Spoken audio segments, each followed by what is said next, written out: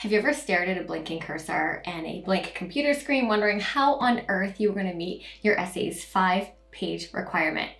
No kidding, so has everyone. Writing essays or long open response questions can be one of the most challenging parts of school because so many other skills besides writing are required for the task. Think about it. Writing a 5-paragraph essay requires vocabulary, organization, comprehension, expressive language capabilities, task initiation, critical thinking, and approximately 5 million more skills. No wonder writing is hard.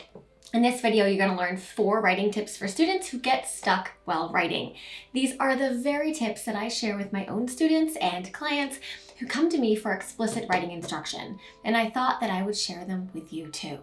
Quick, before we begin, the writing tips you're going to learn are for the moments when you have the sense that you know what you want to say, but you just don't know how to say it. You are staring at a blank page and you have no idea where to start.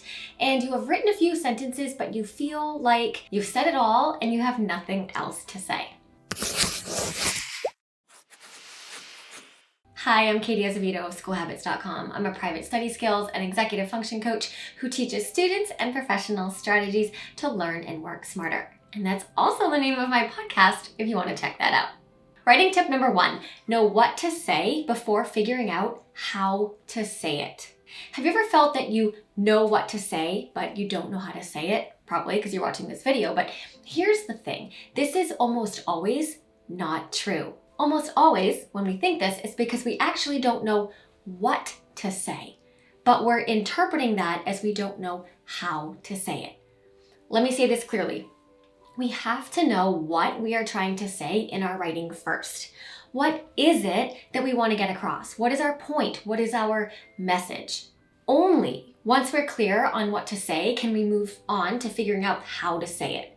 Now we're going to look at an example. In fact, we are going to use a similar example throughout this entire video to demonstrate each of the 4 writing tips, okay?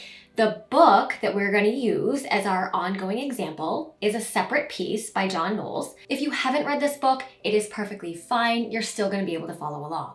Now, a quick detail that might be helpful though, in this book, there are 2 friends, Jean and Finney. They go to a private boys' high school and Jean is jealous of Finney, but it's complicated. So we're going to use that premise, that book, as sort of the backdrop for all 4 writing strategies I'm going to teach you, okay? So let's say that we have our thesis statement. Maybe our teacher gave it to us, or maybe we created it ourselves. Our thesis. Let's say that we are hypothetically writing our essay arguing that Jean's jealousy of Finney begins as friendly competition, but slowly turns toxic and obsessive. Now, I'm not saying that's the best thesis statement in the world. It's really, really bad, but I'm trying to keep it simple here. Okay.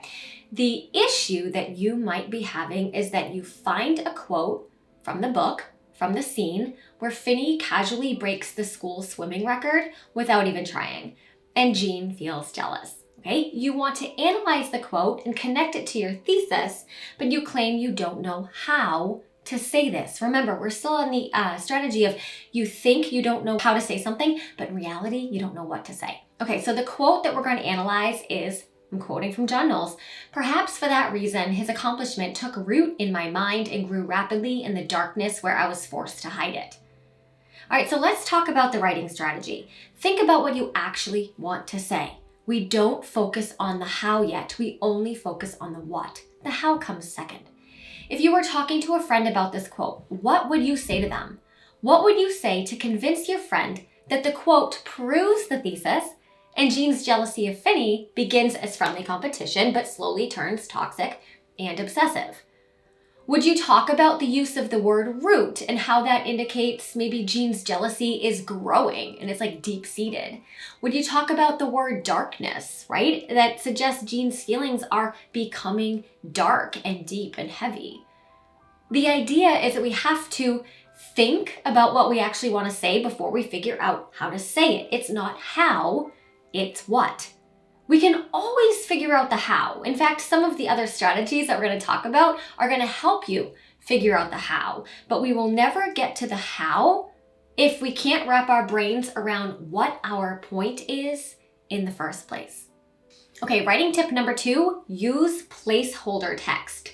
I love sharing this tip with students. It can be so helpful to use placeholder text when you can't think of a particular word or a concept. It's kind of like the tip of the tongue. Sometimes when we are writing, we start with a strong idea, but then we hit a roadblock. Maybe we can't think of a specific word we want to use. Maybe it's, again, that tip of the tongue feeling, or we can't think of the exact phrasing that we'd like. So we stop mid-sentence. We're like, type, and then we're like, oh shoot, we get stuck on a word and we just stop. Stopping because we're stuck on a word or some phrasing is a bad idea because we lose our momentum. And before we know it, we forget what we were going to write in the first place. You know what I mean? So let's look at an example using the same book and quote that we used in tip number 1. Remember, the book is A Separate Piece by John Knowles. All right, and we are hypothetically writing an essay arguing that Jean's jealousy of Finney begins as friendly competition, but then turns toxic and obsessive. Again, let's say that we want to analyze a quote from the scene where Finney casually breaks the swimming record without trying, and Jean feels jealous. The quote is, perhaps for that reason, his accomplishment took root in my mind and grew rapidly in the darkness where I was forced to hide it. Okay, so we ask ourselves, what are we stuck on, right? So in this example, what are we stuck on? We're stuck in the middle of our analysis because we can't think of a word that's on the tip of our tongue. The writing strategy to use is placeholder text to indicate the word or concept that we can't think of. And then we continue writing without stopping, keeping the momentum going. It could look something like this. Jean uses the word root to describe the nature of the feeling he has toward Finney. The use of the word root suggests that his feeling is... and then I'm putting placeholder text here, as you can obviously see on the screen, because let's say that I can't think of that word in the moment, okay? Similar to the roots of the tree. Admitting that his jealousy is like a tree reveals not only the intensity of his feelings, but also suggests the potential impermanent nature of his emotions. So notice that we use the nonsense placeholder of, this is a bunch of scrambled letters that I can't pronounce, right? When we couldn't think of the correct word we wanted to use.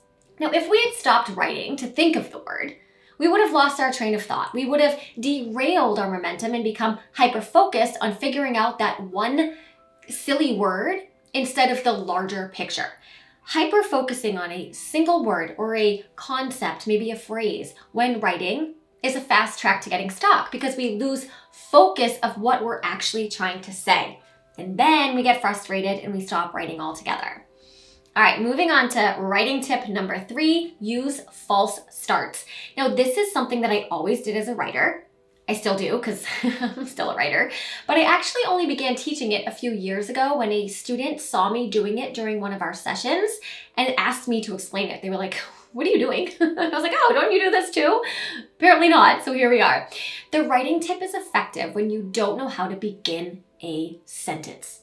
Okay, this could be a random sentence in the middle of a paragraph. It could be the first sentence of a paragraph. It could be the first sentence of your essay, whatever.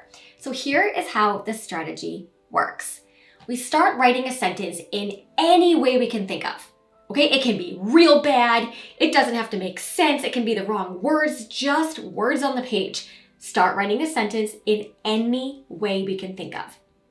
And the moment we realize that we don't like what we're writing, which is usually pretty early on, press the Enter key to jump to a new line. But we don't delete what we just wrote. And we start again. We start a new version of the sentence in any way that we can think of. Don't worry, I'm going to show you an example on the screen in a minute. And then when we don't like the direction that we're going in, we press the Enter key again to jump to a new line, but again, without deleting what we wrote. Okay, and we repeat this process as many times as needed. This could be 6 or 7 false starts. And when you can't think of any more versions of your sentence, step back and look at all of your false starts, delete the parts that you don't like, keep the parts that you do like, and then you combine the different parts of your false starts to create a version that you're happy with. As I said, we're going to look at an example using the same quote from a separate piece that we have been working with. Okay, remember, we are hypothetically writing an essay arguing that Jean's jealousy of Finney begins as friendly competition, but becomes toxic and obsessive. Whether you agree with that thesis statement or not, Irrelevant. That's what we're doing for the video, okay? And our issue is that we want to analyze a quote, but we don't know how to start our analysis, okay? So that is where we're stuck. The writing strategy is to throw as many false starts on the page as we need before combining our false starts into something decent. All right, so let's look at the example. False start number 1. When Knowles uses the word root, he's suggesting that, and then I want to start over because I don't really like it, so I do false start number 2. Knowles' use of the word root indicates that Jean's emotions are growing like, okay, and I didn't like the way that went, so we tried number 3. Jean uses the word root to describe his feelings toward Vinny because I don't really like that. I'm gonna press enter, start again, false start number 4. Because Jenny uses the word root to describe his feelings, he's revealing the nature of his envy. All right, and then we take a step back and we look at what we wrote. We delete what we don't like, we keep what we do like, and then we combine the bits and pieces together to make something coherent. All right, so here is our final hybrid version. Knowles' use of the word root, that's from false start number 2, suggests that from false start number 1, Jean's feelings toward Finny, and then this is from false start number 3, are tree-like in nature, grounded, solid, and growing. All right, does that make sense? This strategy can be so helpful. I asked you a question if it made sense. If it doesn't make sense, rewind the video and watch it again, okay? I find that most students doubt themselves and want to delete what they write because if they don't love it right away, they think there's no point of keeping it. But don't delete it. Keep it for the time being and just start again. The good stuff will reveal itself. Okay, writing tip number 4, say first, edit second.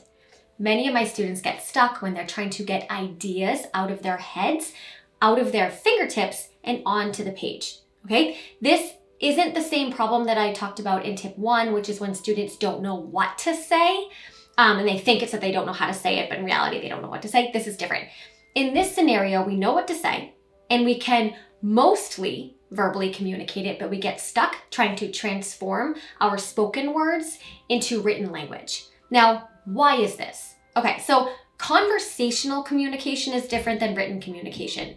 It is language, yes, but it uses different parts of the brain and it's a whole thing, okay? So if you're unable to put words from your head onto the page, I suggest you use speech to text. Nearly every device has built-in speech to text capabilities, all right? If you're using Google Docs, it's built right into the browser under the tools menu. Who knows, they might change it, but right now it's under the tools menu. My favorite is to use Google Docs on my phone, just like the Google Docs app. Just tap the mic icon on your regular digital keyboard and then speak into it, and you can have Google Docs open up on your desktop computer and watch it like appear that way. I personally find that the mic on the phone is more accurate than the mic on the webcam or on the computer or whatever I'm using. If you are on a desktop computer, you can also use the shortcut. It's the Windows key plus the H to bring up the native speech to text functionality. I know like all the Apple products have something too, whatever. You'll have to figure out the specifics of the tool that you're using, but do it. It can make writing so much easier. Okay, so the writing tip is to write first, edit second, right? So here I am suggesting that you write your essay using your voice to text function. Get your thoughts out of your head first, okay? That's step 1. And I to be honest, it can feel a little strange when you first start doing this because you're talking to yourself and you have pauses and whatever. You get over it, right? The more you do it, the more you get over yourself and just be like, yeah, I'm talking into my Google Doc, whatever, you move on. Step 2 is to edit your work after you've dumped the messy stuff on the page.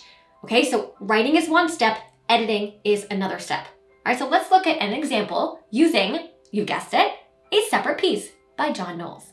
Same argument that Jean's jealousy of Finny begins as friendly competition, but slowly becomes toxic and obsessive. Okay, the issue is that you know what you want to say, but you're struggling to put your thoughts on paper. And here's the writing strategy. You use your voice to text to get the words out of your head and onto the page. Speak naturally like you're having a conversation. And when you're done, you review your work and you edit it for clarity. All right, let's do this together using speech to text. All right, so I'm going to be speaking into a document right now. When Jean describes his feelings of jealousy toward Finny, he uses words that are like connected to trees kind of, and that's because the word root suggests his feelings go deep and are solid like a tree's roots and are growing bigger and stronger. Okay, so I tried to speak that naturally into the document, so it would just, no punctuation. I think I probably used the word like because that's how I talk, all right? Quick tip, do not skip the editing step. Voice to text can come out so bananas sometimes, so please proofread whatever your computer comes up with, okay? Here's our voice to text version. Now we're gonna clean that up. We got our thoughts out, we got our ideas formulated, but we have to clean up the formality because it sounds like we are talking to a friend. So here is our edited version. When Gene describes his feelings of jealousy toward Finny, he uses language connected to trees. For example, the word root suggests that his feelings go deep, are solid like a tree's roots, and are growing bigger and stronger each day. Now listen, even the strongest writer occasionally gets stuck staring at a blank page. I get stuck all the time, like every single day. And I am by training a professional writer, okay? But the difference between a writer who stays stuck and one who gets things done is in the strategies they use in the writing moment. Okay, strong writers aren't defeated by stuckness, right? Strong writers know that writer's block is a totally natural part of the writing process. Like, we need to talk more about this. The secret's out. Writer's block is the writing process. Okay, strong writers know this and they know how to rely on their strategies like the 4 that you just learned. You might need just one of the writing tips we talked about in any given moment, or maybe you need to use a combination of the tips. Sometimes I use all 4 at once. It kind of just comes down to how stuck you are and how willing you are to get moving again. Okay, my friends, I hope you found this helpful. I appreciate you. Let me know if you have any questions at all. Pop them in the comments. And thank you so much for watching.